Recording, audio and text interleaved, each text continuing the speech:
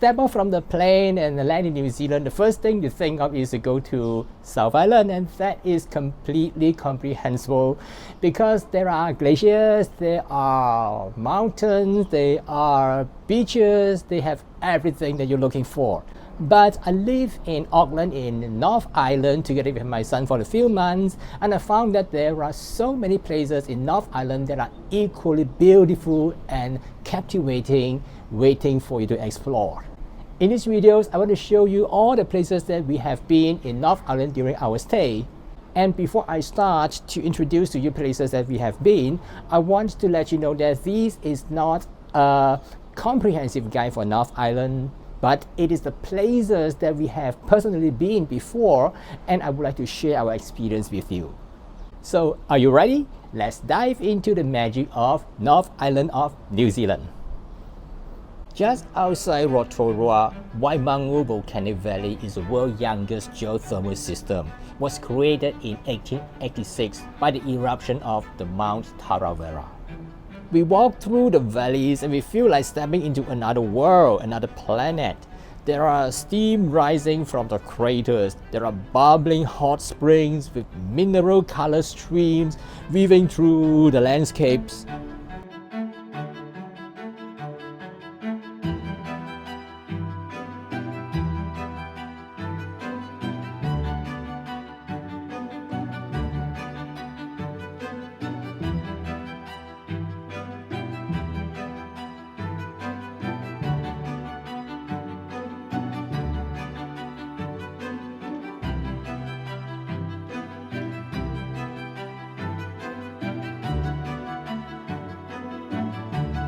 To round it off, we went to the jetty and we took the boat cruise to the lake Rotomahana.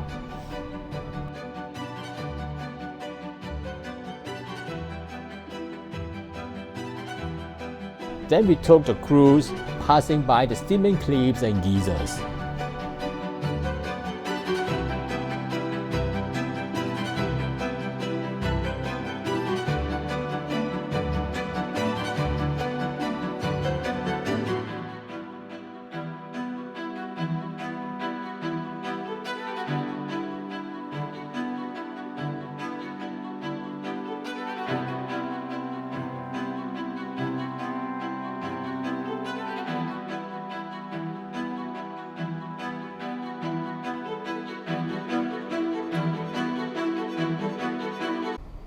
The second place is Matakana Village Farmer Market. If you are living in Auckland and it's on a Saturday morning, it is worth making an 1-hour drive to Matakana Village Farmers Market. When I arrived, I feel like stepping into a little slice of Europe. There were copper paths, artisan stores, and the smell of fresh bread and coffee in the air. From 8 to 1 on Saturday morning, this place comes to life.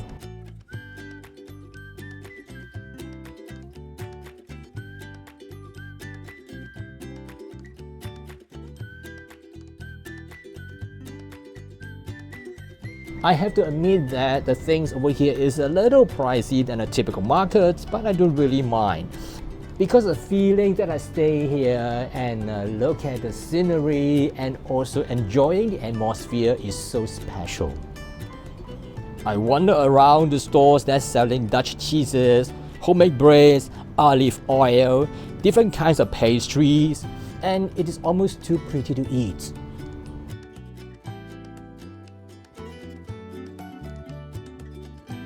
There's also someone playing live music at the background that make it easy to just slow down and soak in the atmosphere.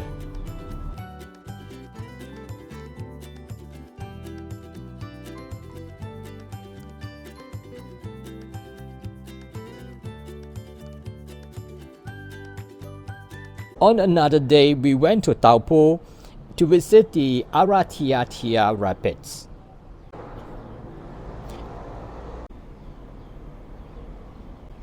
Every few hours, the dam gates open and the calm Waikato River will explode into a raging torrent, releasing more than 80,000 liters water per second.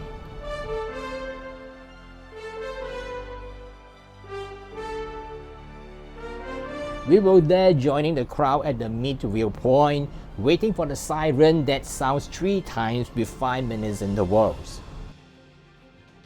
When the gate finally opened, the transformation was incredible. The gorge filled within minutes, waves crashing and foaming as the river surged 28 meters in just a kilometer.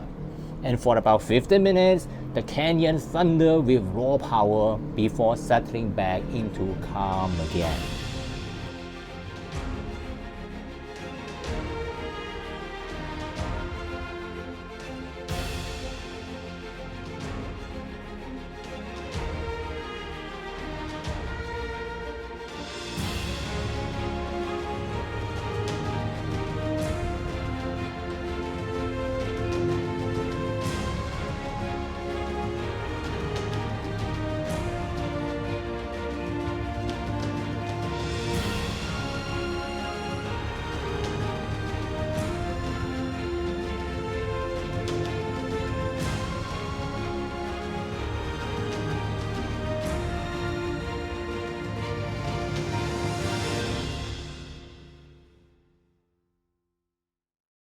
Warkworth is a small town just about an hour drive from Auckland to the north.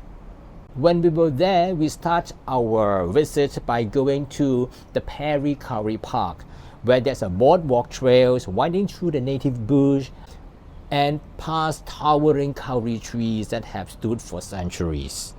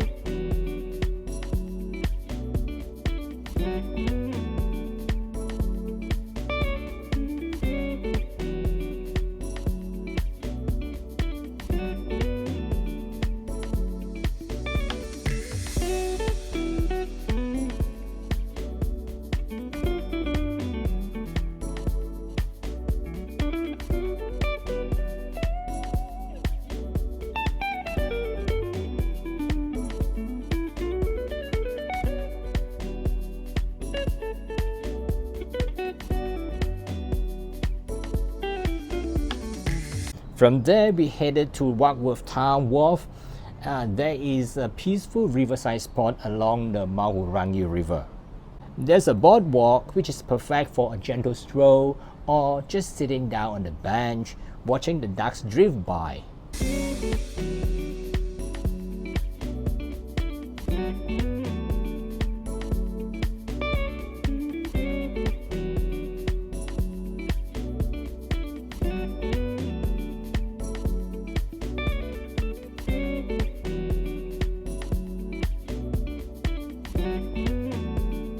And then we finished our tour going to the cement works ruin, which offers something completely different.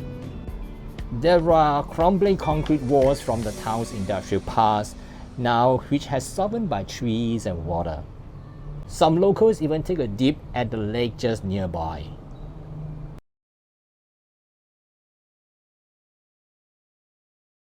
North of Lake Taupo, Huka Falls is one of the New Zealand's most visited natural wonders.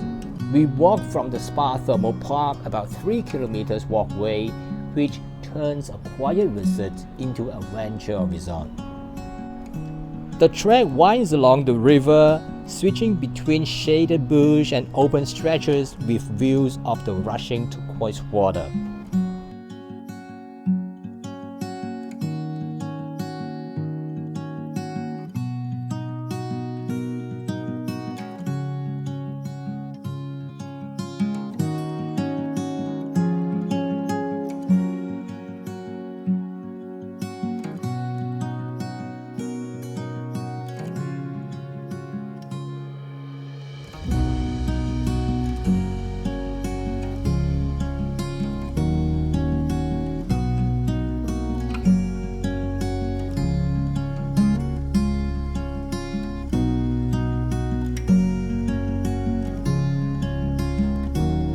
And when we drew closer, the roar of the falls grew until we were standing right in front of them. What happened is the Waikato River, normally 100 meters wide, suddenly squeezes into only 50 meters gorge, forcing more than 200,000 liters of water per second crash through. So you can imagine that sheer power is staggering.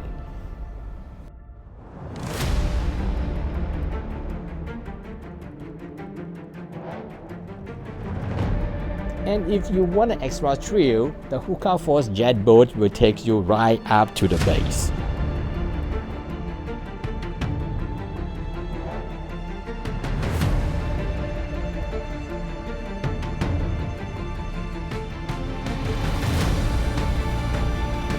If there's a walk to the North Island that feels straight out of the dream, then take the walkway leading to the Blue Spring.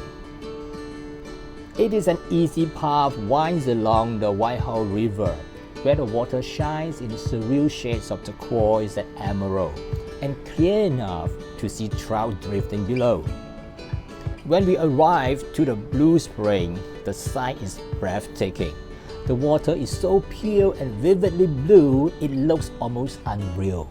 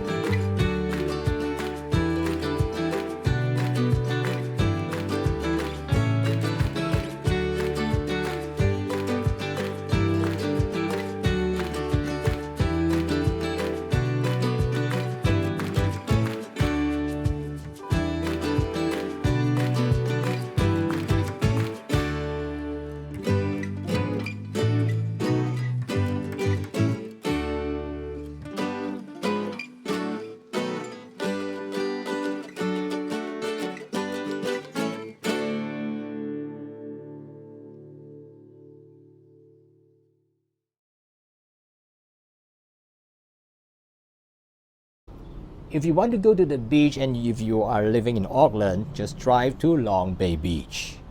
Since we live there nearby, we walked there from home just about half an hour, and when we were there, we were greeted straight away by the pukekos and ducks roaming free across the grass.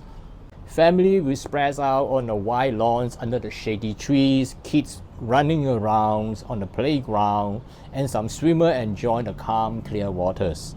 At both ends of the bay, there are dramatic cliffs and layers rock formation that really steal the show.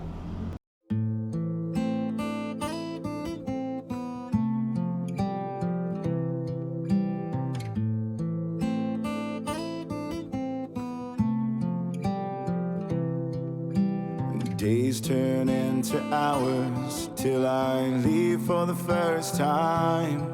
I won't lie and say I'm ready. There's so much on my mind. You know I have to answer. I raise my hand to keep you safe. 21's too young to feel this way. I wish you understood. I wish that I could. If you've got more time, this regional park also offers walking trails ranging from short walks to the half-day hikes with sweeping coastal views. I just want to say I'm sorry. Your forgiveness that's overdue. You should know. Another must-visit place in North Island is Orakei Korako geothermal park. When we reach there, we have to take the boat ride to cross the lake, and the park's open into a geothermal wonderland of steam with multicolor. The boardwalk is more than 2 kilometers.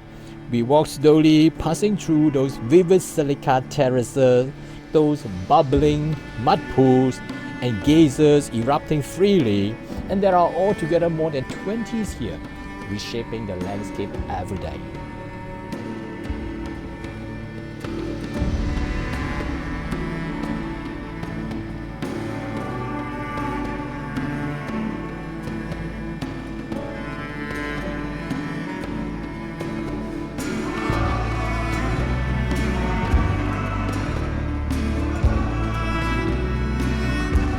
The Ruatabu Cave was really special as it is one of the only 2 geothermal caves in the world, leading down to the mysterious pool of water down under.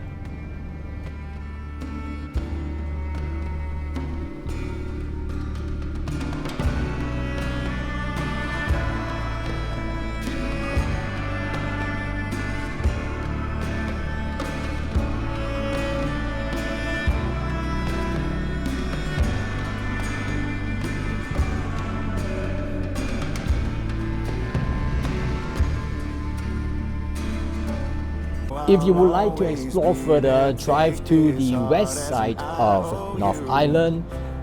There is Muriwai Beach. One of the highlights at Muriwai Beach is the grotto, or the cave. It is a sea cave carved by the centuries ago by pounding waves. When we were there, it was low tide and we are able to step into the cave. It was damp and it is a natural chamber that opened out to the sea at the other side. The wet sand mirrored the sky, turning the beach into a vast reflective canvas. We're a little older and maybe wiser, but hurting you still hurts. We've made mistakes and I can't say I gave it my everything. Guess some things just aren't meant to be. But the true icons of Muriwai are the gannets. Perched on the rock cliffs above the ocean, this is one of the few places in the world where you can see the mainland gannets colony up close. And watching them wheel gracefully overhead and settle onto the nest was an unforgettable part of this visit. You should know I'll always be there. Take this heart as an I owe you. Don't know how and don't know when, but I hope I'll see you again. If I don't, I want it. Another beach at the west side of North Island is Piha Beach. We took about 15 minutes drive from Auckland and reaching the viewpoint of the Lion Rock. It is in fact a volcanic outcrop sitting between the north and the south Piha, and it looks like a crouching lion with a bit of your imagination, of course, and the view from the lookout are breathtaking.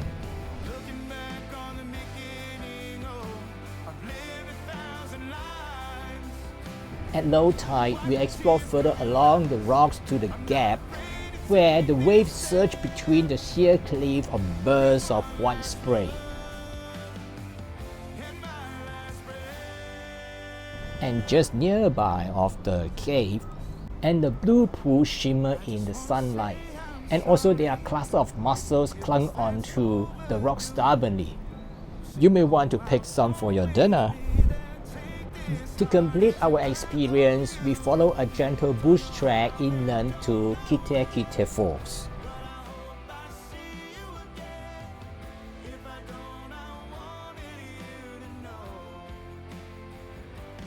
It is a stunning 3-tier cascade that plunges into a wide pool.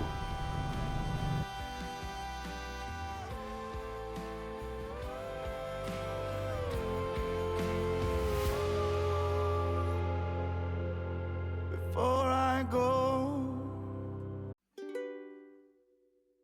Just 30 minutes drive from Auckland, you will reach Wenderholm Regional Park. It is one of those places that makes you forget how close you are to the city. We walk along the riverbank under the towering Pohutukawa trees, and the branches so long that it's reaching over the sand.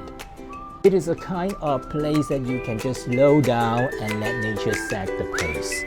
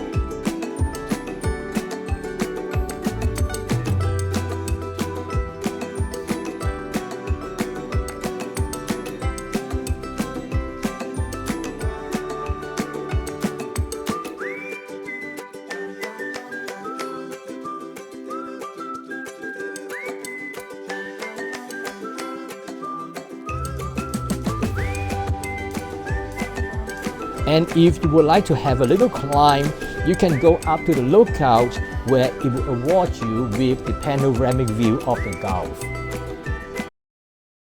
And if you want to feel the typical suburb near Auckland, go to Devonport. Just 10 minutes ferry ride across the harbour, these seaside suburbs feel worlds apart with its leafy streets, heritage homes, and relaxed space.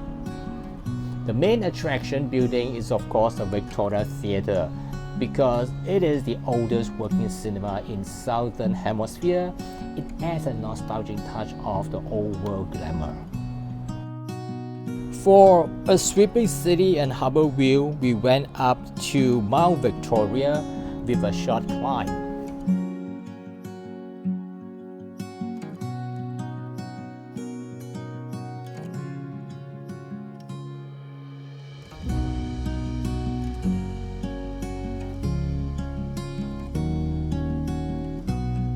And then after that, we back down to the small little town. There are art galleries, there are second-hand bookstore, and some cozy cafes that we can just stop by and relax.